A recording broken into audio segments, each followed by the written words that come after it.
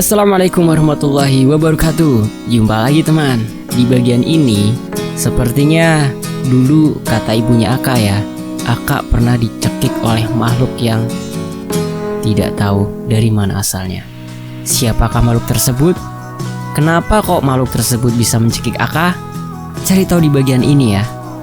Tapi sebelum kita masuk ke bagian ini, mari kita berdoa dulu ya. A'udzu bikalimatillahi tammati min syarri ma khalaq. Bismillahirrahmanirrahim. Allahumma shalli ala sayyidina Muhammad.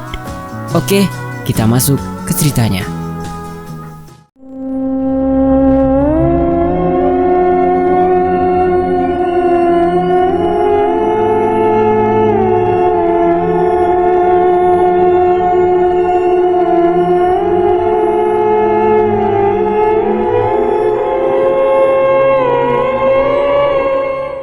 Dia datang.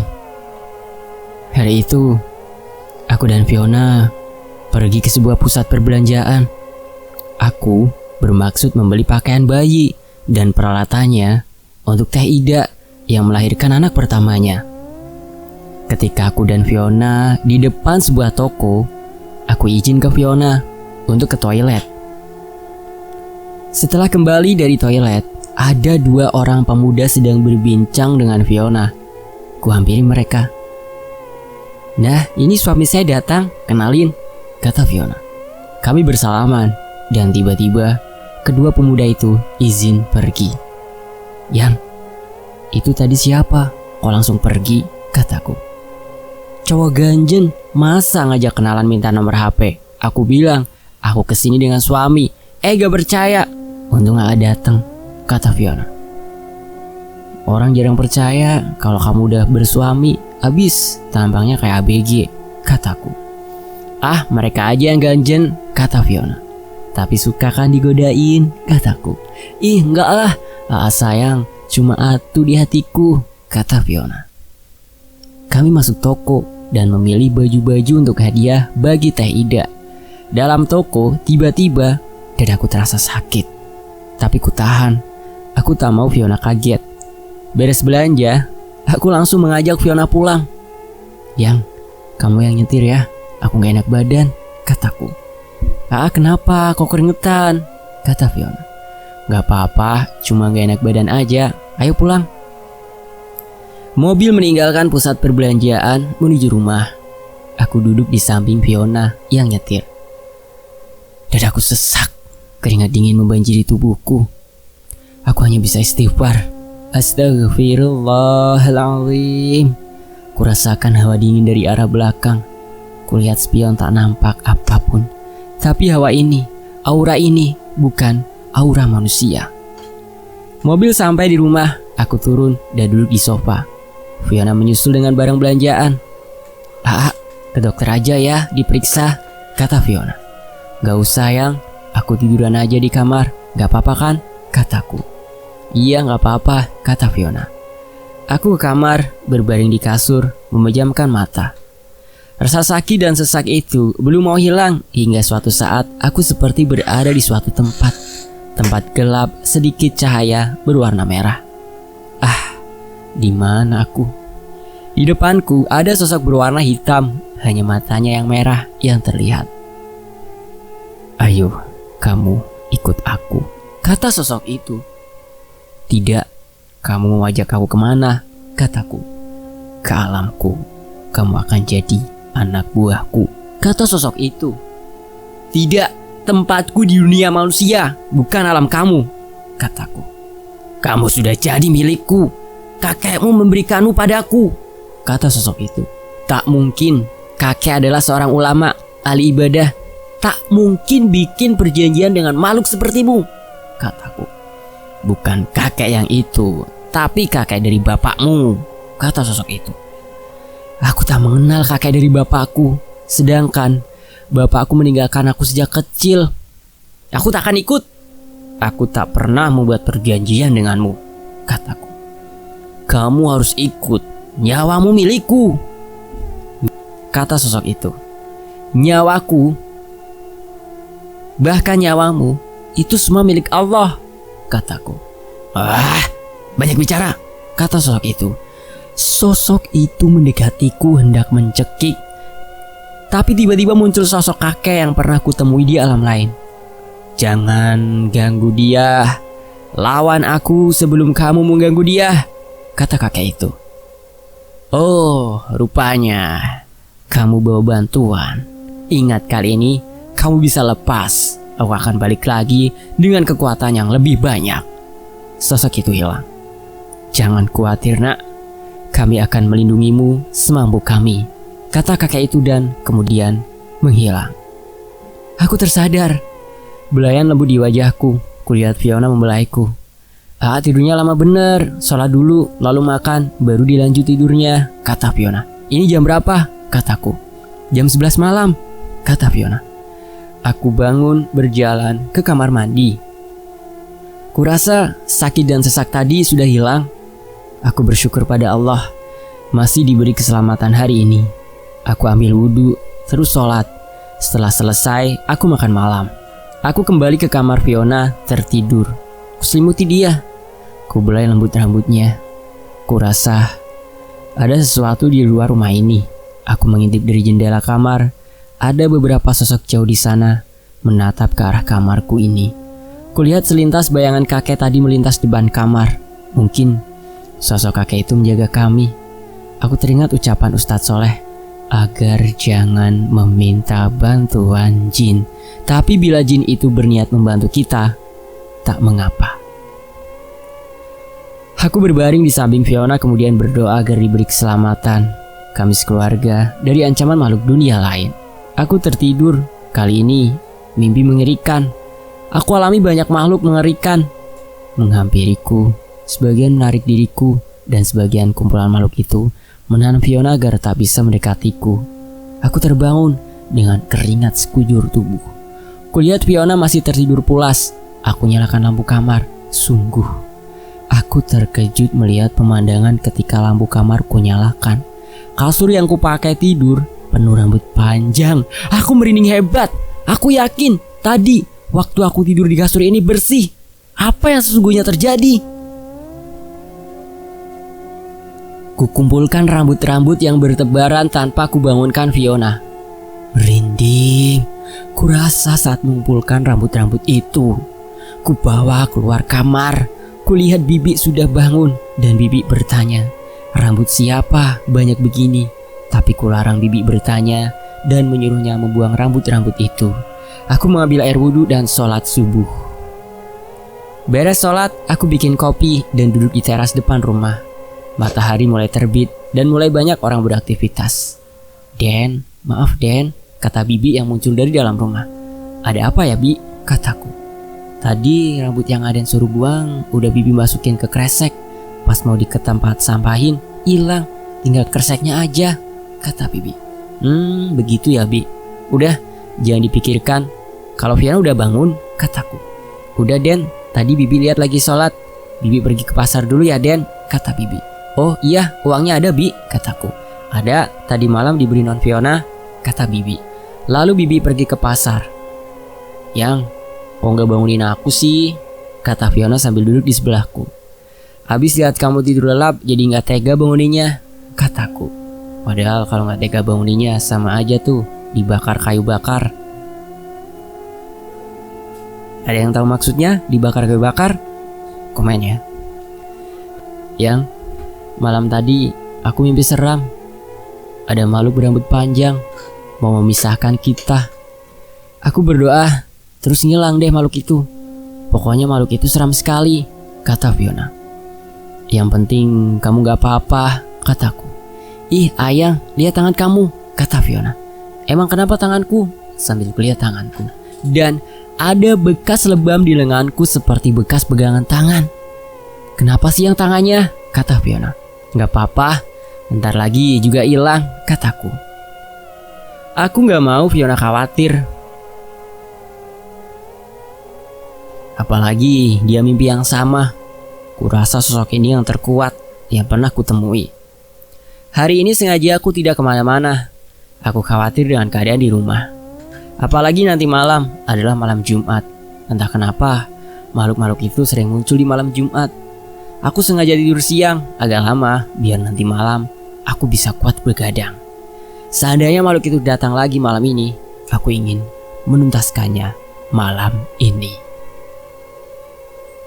Maghrib tiba, aku sholat maghrib dan terus berzikir. Belum ada tanda-tanda gangguan hingga adzan isya berkumandang, aku lanjut sholat isya. Amalan yang paling luar biasa adalah saat sholat maghrib hingga sampai isya. Aku menghampiri Fiona dan Bibi yang asyik menonton TV. Tiba-tiba, seperti suara pasir dilempar ke atas genteng rumahku. Mendadak bulu kuduku merinding. Aku beranjak keluar rumah, mengunci pintu, pagar. Ku melihat sekeliling luar rumah, belum ada sesuatu yang aneh. Aku masuk kembali ke rumah. Ku kunci pintu depan rumah. Tapi siapa? Siapa dia yang duduk di sofa? Tak mungkin ada orang bisa masuk ke rumah tanpa terlihat olehku. Ku hampiri sosok itu. Tiba-tiba sosok itu hilang tak berbekas. Aku jadi teringat Fiona. Aku berlari ke ruang keluarga. Kulihat Fiona dan Bibi terlelap di depan TV. Syukurlah mereka tak apa-apa. Tapi aku menangkap getaran dingin dari arah pintu dapur. Aku memutarkan badanku melihat ke arah pintu dapur. Dan sosok tinggi besar berambut panjang sedang tertawa ke arahku. Mungkin makhluk ini yang datang dalam mimpi Fiona. Tapi di belakang sosok itu kurasakan bukan hanya satu, tapi banyak sosok mengerikan. Apa yang harus kulakukan? Kulihat makhluk itu berdiri di depan pintu dapur. Sedang banyak aura tak enak di belakang makhluk itu. Apakah aku mampu melawan makhluk-makhluk itu? Aku yakinkan dalam hati semua. Mungkin bila ada pertolongan Tuhan. Dan tiba-tiba semua lampu di rumah padam.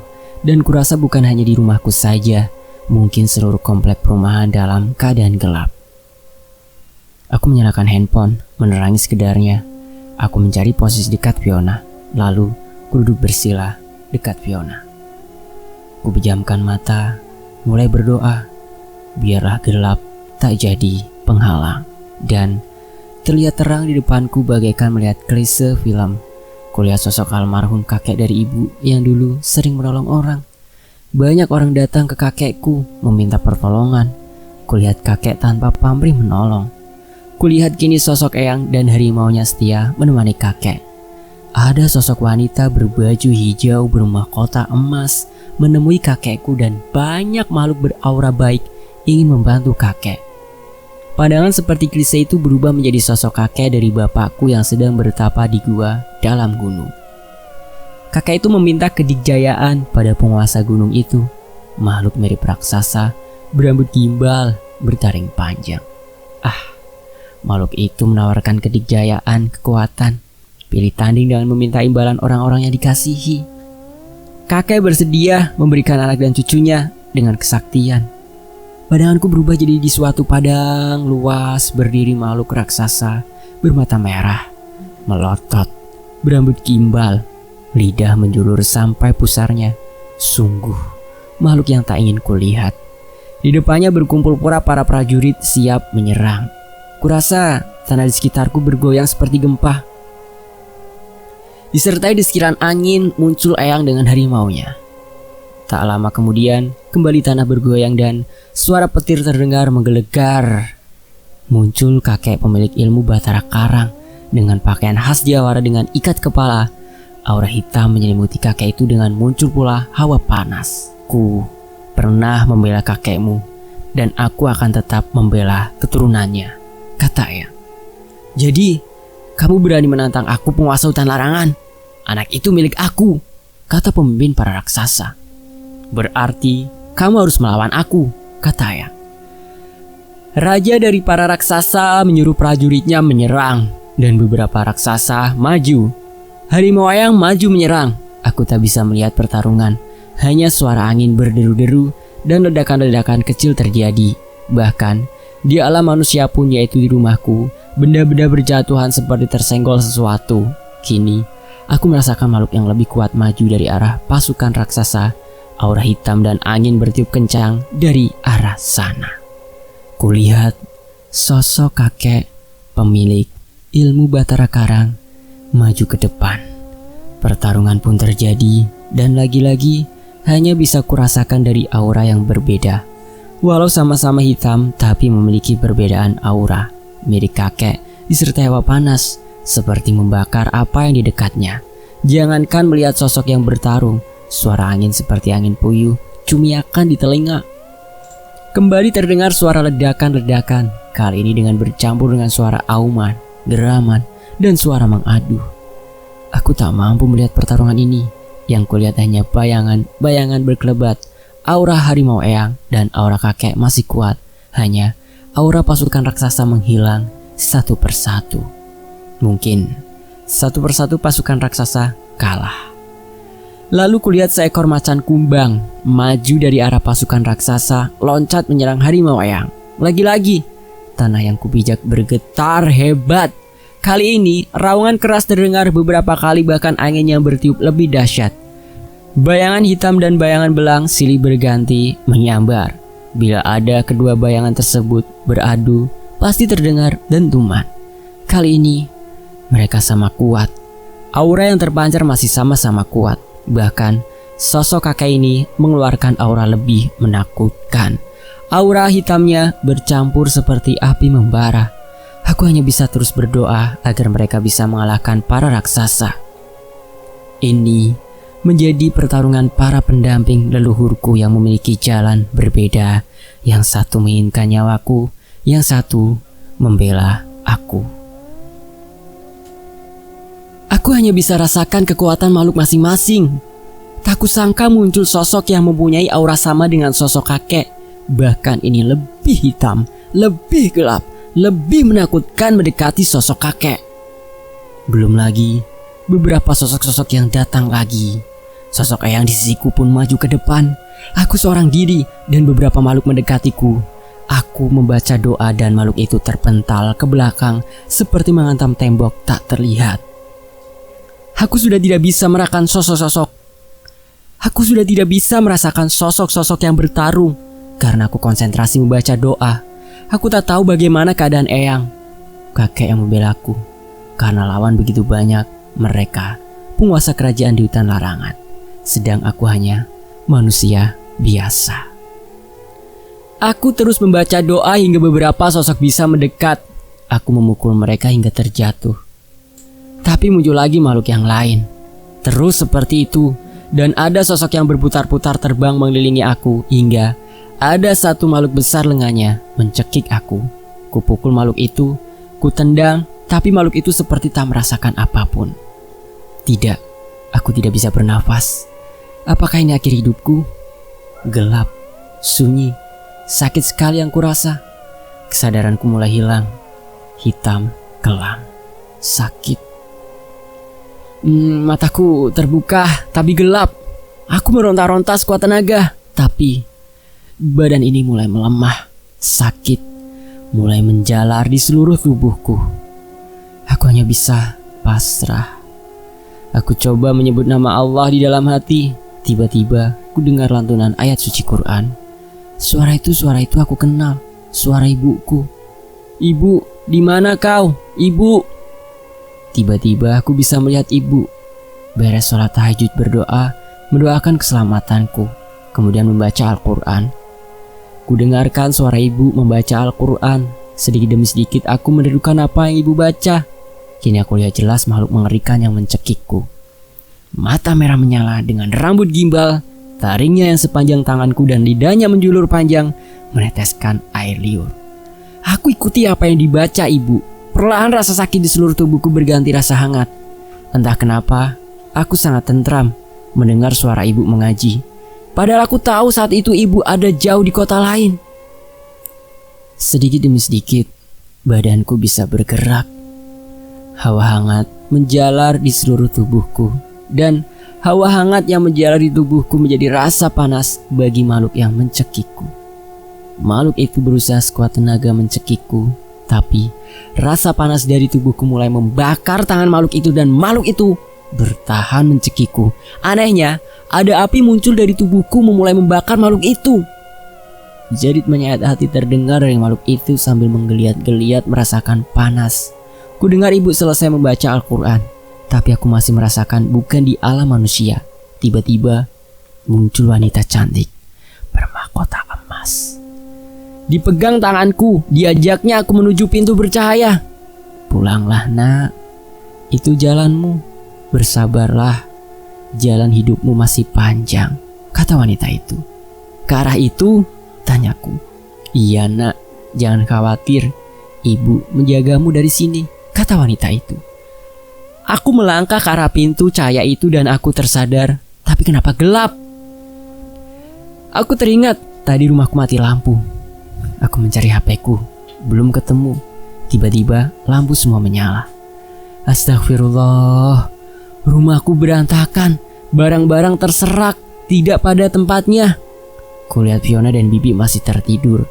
Tak lama kemudian terdengar adzan subuh. As-sholatu khairum minan naum. Kemudian Fiona bangun. Udah bangun duluan? Yang, kenapa rumah berantakan gini? Kata Fiona. Ceritanya panjang, nanti ku ceritakan ya. Sekarang kita sholat subuh aja yang, kataku. Aku melangkah ke kamar mandi. Di pojok dapur ada bekas seperti terbakar. Sudahlah. Yang penting keluargaku masih diberi keselamatan. Aku sangat bersyukur memiliki ibu yang rela bangun tengah malam sholat tahajud mendoakan keselamatan anakmu ini. Aku sholat subuh dan selesai sholat subuh aku berzikir dan terdengar bisikan lembut. Jangan lengah, perjalananmu masih panjang, takdirmu belum selesai. Aku tahu masih berliku jalan yang akan kutempuh. Aku tak tahu apakah penguasa hutan larangan sudah merelakanku atau tidak. Dan akhirnya Kak bisa melalui pertarungan yang sengit tersebut ya, berkat kepasrahannya kepada Allah Subhanahu wa taala. Dan sampai di sini admin undur diri, sampai jumpa di bagian berikutnya ya. Jangan kemana-mana, tetap di Fakta Sejarah. Terima kasih atas kesediaan waktunya di dalam menyaksikan video ini. Wassalamualaikum warahmatullahi wabarakatuh. Sampai jumpa.